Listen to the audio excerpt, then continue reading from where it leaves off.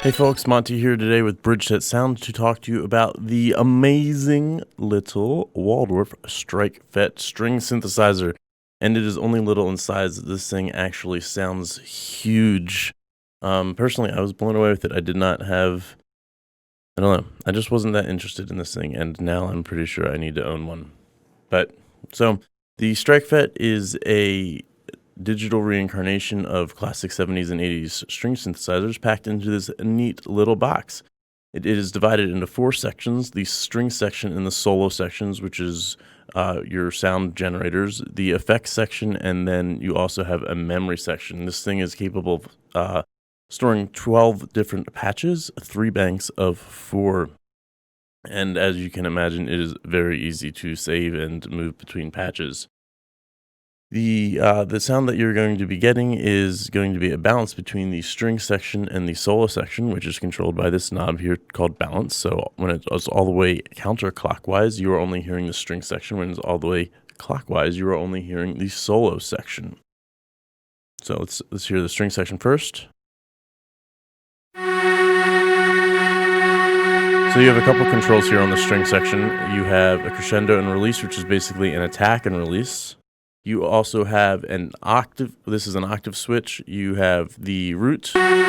You have 1 octave up, and then you can layer them together. The heart of the string section is this knob here titled registration, and basically it allows you to smoothly sweep through all of these sounds listed here. Let's just have a quick sweep.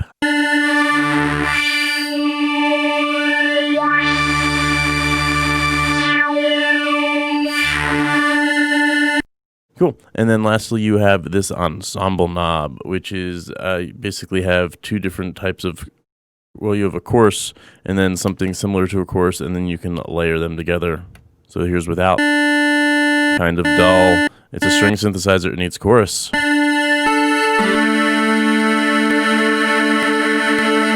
Cool. Then you also have this solo section. And by the way, the string section is fully polyphonic. The solo section is 8-voice polyphonic. You have the split knob here, which allows you to split it across the keyboard, so you can put it on the lower half of the keyboard, the higher half of the keyboard, or you can layer it with the string section. The strings are all across the keyboard. There's additional MIDI capability, which I guess I will get into. You can split these up MIDI-wise, so you could actually even play them on separate keyboards, which is cool. Not something I've done yet. At the heart of it, you have this tone knob, which is similar to your registration knob. Smoothly sweep between bass, electric, piano, synth, and Pluto, like a classic string synthesizer. Those names are essentially meaningless because it doesn't. Maybe that's what Pluto sounds like, but it's not really an electric piano. You also have an attack and then a multi-purpose decay and release. You can switch between decay or release using this knob here. And then attack, you also have built-in percussion, which is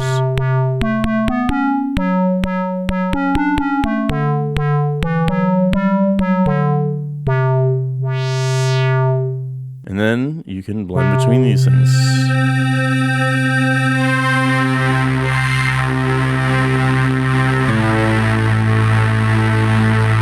You also have 3 effects. The animate effect only applies to the string section.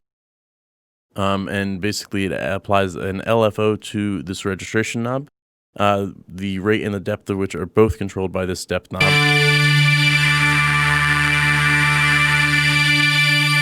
So now has applied an LFO to the registration.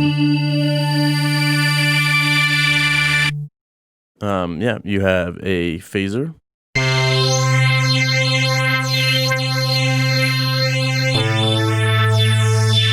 And then you have a reverb. And you are not selecting between these effects. You have all three. You're only using this switch to choose which one you are controlling with the knob. And like I said, you have 12 patches, 3 banks of 4. You have a volume knob, MIDI, USB functionality, headphones outs, stereo outs. This thing is awesome. There you have it. It is a relatively simple and easy to figure out string synthesizer, but it is amazingly powerful. Thanks for hanging out.